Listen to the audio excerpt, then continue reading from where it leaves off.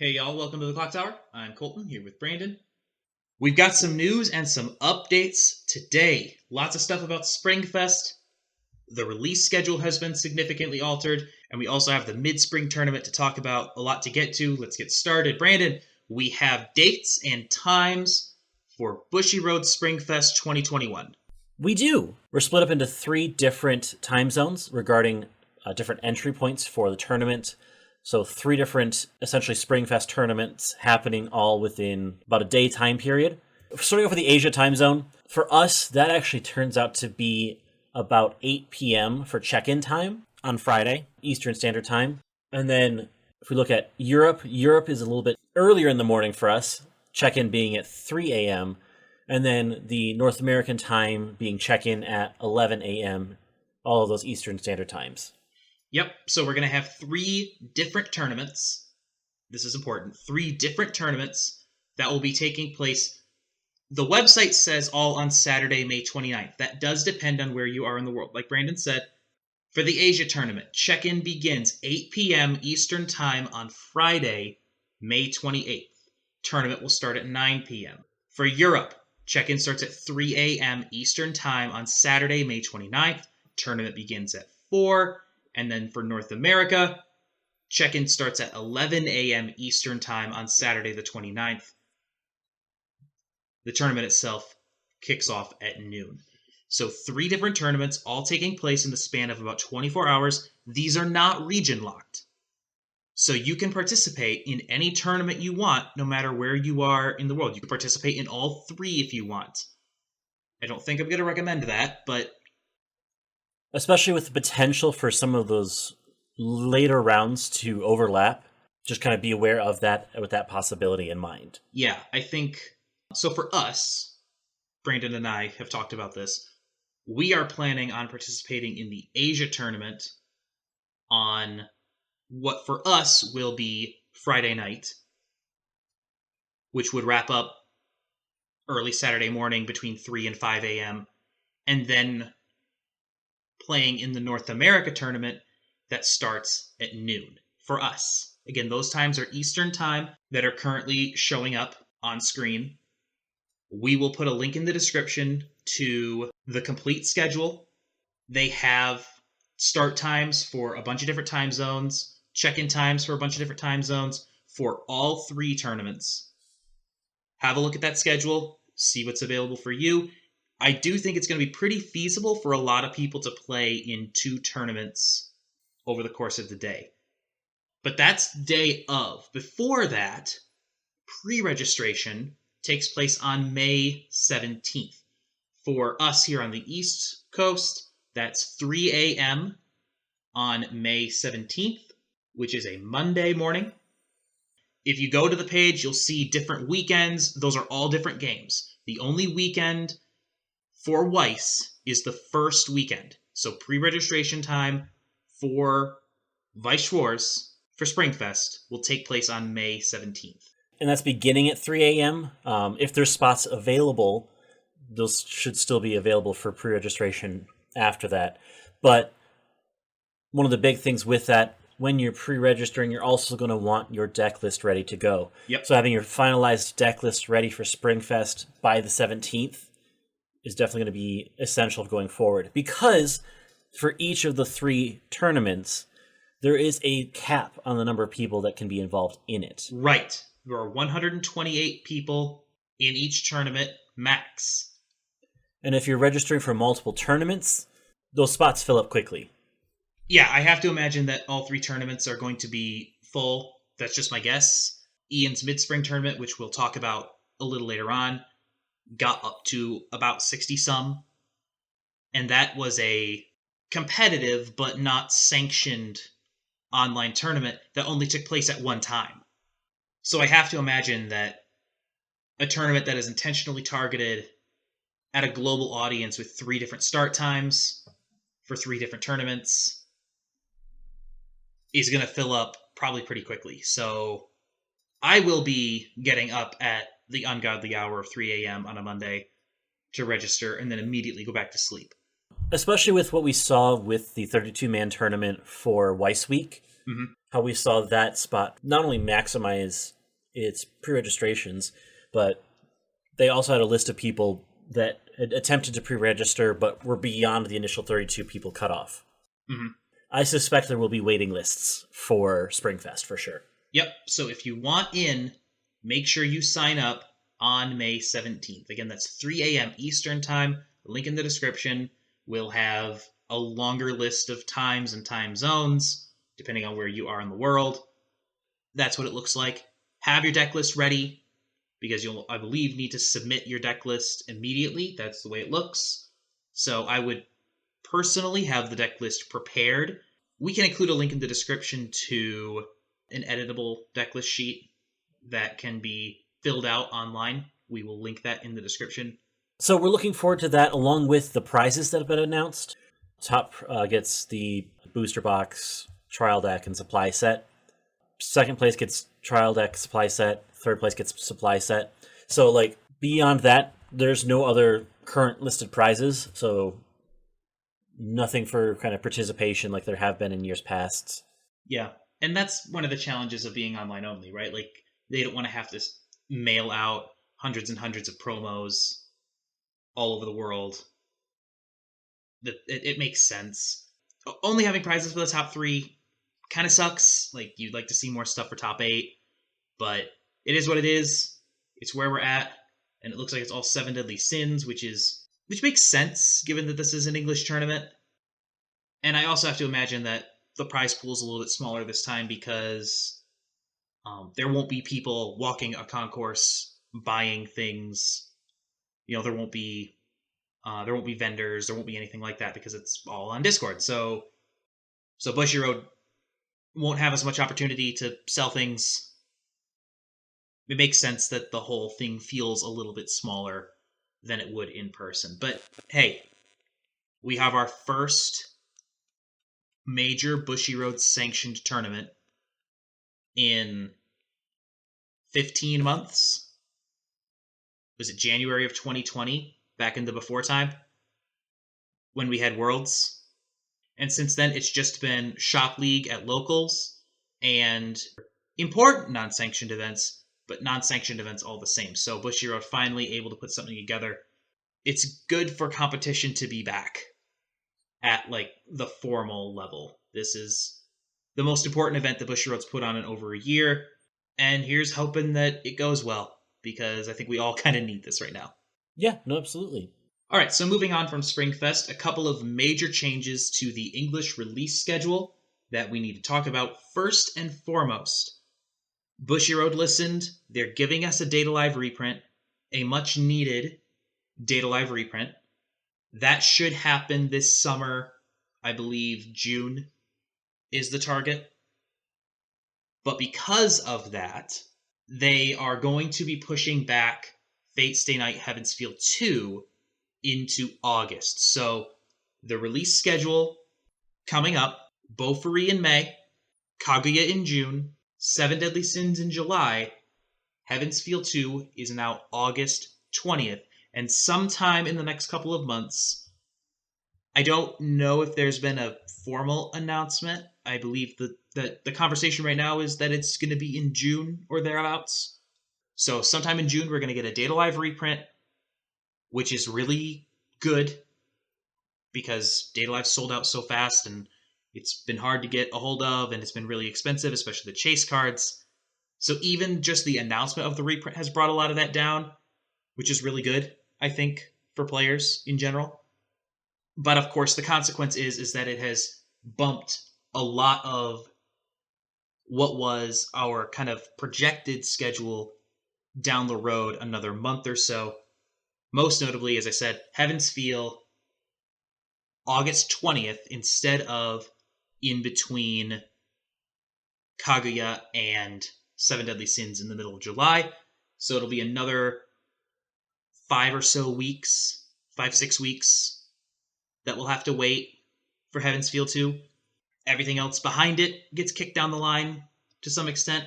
No dates had been announced for the new Bang Dream, Raise a Sullen, Morphonica stuff, or Alicization 2 or Slime 2. We kind of assumed before that those would be August, September, October. I think now it's safe to assume those will be September, October, November, with the release order on those still yet to be determined. The one that's next on Bushiroad's website is Bang Dream. So I think that's probably what's going to come out in September. But no official announcement from Bushiroad as of yet. And importantly, this also affects the way that the end of the year shakes out. Because initially we thought there might be a free spot in November for maybe Data Bullet or some other set coming from JP to English. Instead, there's now no November slot before the presumed December English exclusive. And again, that's also presumed. Like, they could be kicking that into January and releasing something in December. Anything after November, we really don't know. But what we can feel pretty sure about is that this move bumps all of those back another month or so. What that looks like for us as a channel, our Holy Grail War that we're planning on doing leading up into the release of Heaven's Feel is also been delayed. So looking forward to that come time of August. Yep, the Holy Grail War will happen in August now. Doesn't hurt my feelings. It gives us more time to record, honestly. Especially given how busy this semester has been. I don't think it's a bad thing that we're going to now have a little more time during the summer to work on this. So, because I also know Brandon's schedule gets more busy during the summer. So having that extra time, that extra 5-6 weeks to actually be able to get together and record, we'll take it. Honestly, we'll take it. So, but yeah, that's the way the schedule shakes out as of now. I'm curious to see what they're going to do with December. And the pattern has kind of become an English exclusive every 6 months. But with 7 Deadly Sins dropping in July, maybe the next exclusive comes in January. Who knows? Link in the description if you want to see what it is that we want to be announced as the English exclusive. So finally, Brandon, one more thing we wanted to talk about. IanTCG ran a MidSpring tournament for us back a couple of weeks ago now.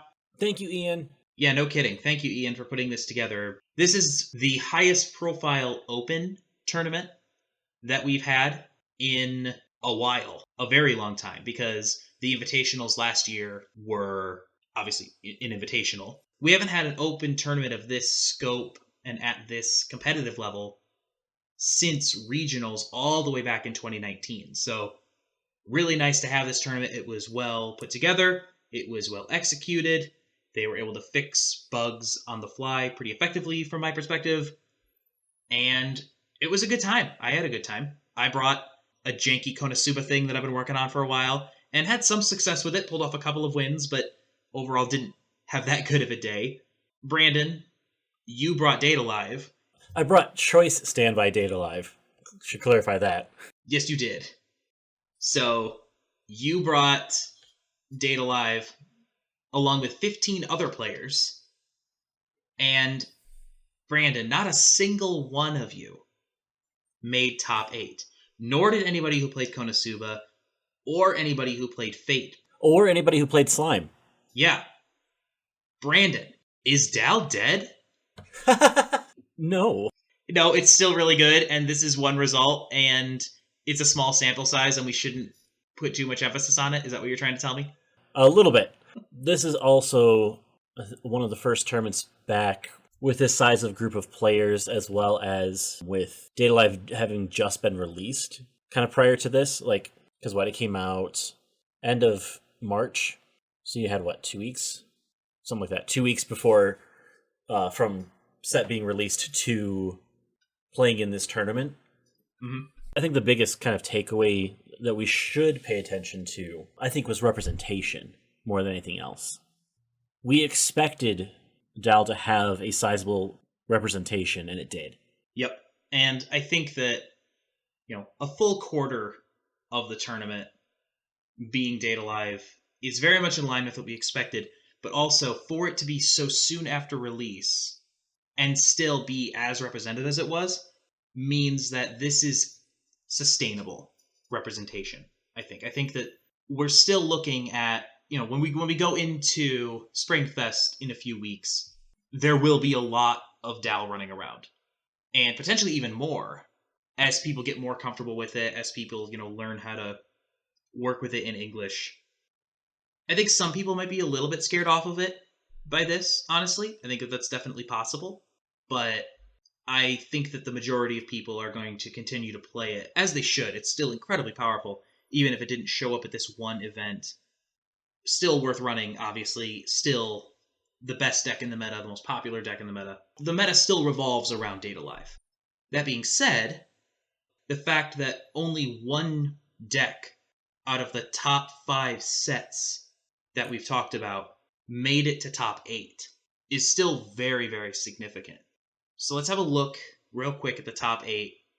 Brandon, do you see anything here that is worth noting? Or do you think that it's just one event, we shouldn't look too much into it? Attack on Titan won this event, Brandon, and honestly, we have been talking about how Attack on Titan isn't going to be particularly viable in the meta, but here it is, sitting atop the closest thing we've had to a major tournament in a year. What do we make of this? I think there's a couple things that we can make from this. One, the pilot of the deck has also been able to prove himself both through this event and through his previous win, North American JP Weiss event. I think goes to show a little bit of player skill involved with that, as well as the consistency that AOT has as a deck, being able to keep its game plan moving forward. He's also the only one that brought Attack on Titan to the matchup, which I think should say something as well. I don't think that we can necessarily prepare for an Attack on Titan resurgence in this meta just because of this result. Again, like, these kinds of results do affect the way that people perceive the meta, right? Like, people are going to say, oh, Attack on Titan won, therefore it is still meta viable. And maybe it's more viable than we've been giving it credit for. And obviously, shout out to Yumin Kim for winning the most important tournament we've had in almost a year. He played incredibly well all tournament long and absolutely deserved the win. But yeah, the rest of the top 8 is just as odd looking, if we're being honest. Like, Vince's Goblin Slayer can win anything at this point. Goblin Slayer is not good, but Vince is incredible. And he has built a Goblin Slayer list that he's doing with Goblin Slayer what Davida did for Card Captor, is what's happening here. So, and good on him for doing it. Like, I thought that set was completely dead in the water, and he found a way to make it work and to compete with it at the very highest level of competition that we've had for the past year and a half. Goblin Slayer didn't get a chance at regionals because it was released like right before everything started in terms of pandemic and things getting canceled. So it didn't have a meta for itself. And it has had to, fight an uphill battle in every event it has been in for the past year and a half because it's already starting to age out of the meta. So for Vince to put a list together that is doing so well with a set that not a whole lot of other people have been paying close attention to in recent months is an astonishing achievement. So good on him for that. And then the rest of the top 8, there's good stuff here. Obviously, Adventure Time, we've talked about that. ReZero's, excellent. But then we have 2 Sword Arts to go with a Bunny Girl and a Love Live Sunshine. Most of this top 8 is made up of stuff that I think a lot of people, us included, have kind of seen as like the next tier of the meta, the stuff that's kind of outside looking in at the top 5. What do you see here that might have long-term staying power? Well, I mean, we look at ReZero being one of the top 5 that we've been looking at specifically, and seeing it being able to have that consistency to make the top 4. A ReZero showing up in the top 4, I think, is an expected result. Yeah. Adventure Time, I think, is a actually relatively expected result too. Adventure Time in top 8 doesn't surprise me at all. It has an incredible top end, does really, really consistent damage, and that alone makes it viable. I do think that Love Live Sunshine in top 8 is also interesting. Anything that can get extra attacks off a level early is always going to be interesting, for the same reason that Adventure Time is interesting. It just has a really solid endgame. It doesn't surprise me to see it in top 8. It, along with Adventure Time, is like right outside that top 5. At least the way I see it. So I'm not surprised at all to see Love Live. And I think that this all speaks to how interesting the meta is right now, right? Like, if anything, it's a positive sign that Data Live didn't just come in and sweep like a lot of people, myself included, thought that it could. So it means that maybe the meta's healthier than we thought in a post-Data Live world, but still way too early to make any really big claims in that regard. It is pretty cool to see, though, that at an important event, we're talking about 10 different decks as opposed to 2 or 3. Yeah. So, again, want to shout out Ian again. Thank you for running this event. It was definitely quite fun to be a part of, especially as a practice round getting ready for Springfest. Yeah, absolutely. If you aren't subscribed to Ian, go subscribe to him. Follow him on Twitch. He's a good guy. He has always been really supportive of us over here at the Clock Tower, especially when we were first getting started. He's always been incredibly kind and supportive. So thank you, Ian. You are a very important person in this community, and we are grateful for you. That is pretty much all we've got. There's a lot of information here with tournament results and Springfest stuff and the release schedule getting changed. So thank you for joining us. I'm sorry about the schedule changes for the last few weeks. Things have been rather busy and hectic over here as my semester, both teaching and being in classes, winds down. We are approaching something that resembles normal in the next couple of weeks. We will have open gameplay for the first time in a very long time on this channel on Thursday. We're just going to play some memes. It's going to be a good time. You should join us for that. Next Tuesday, Brandon will be back for yet another deck tech. Woo! Covering for me while I finish out my semester. So join him for that on Tuesday. We will have gameplay for that on Thursday. And then once we get through this next couple of weeks, we will be back on a normal schedule. A Clock Talk in 2 weeks, followed by 5 cards, 5 minutes for Beaufry. And then I'll have a deck. We'll have gameplay for that. And then we'll just carry on through the summer like that until the Holy Grail War in August. That's the current plan. If anything else changes, we'll let you know. But in the meantime, once again, thank you for joining us. Please like, share, comment, and subscribe. And until next time, have a good one. We'll see you next time with Beaufry.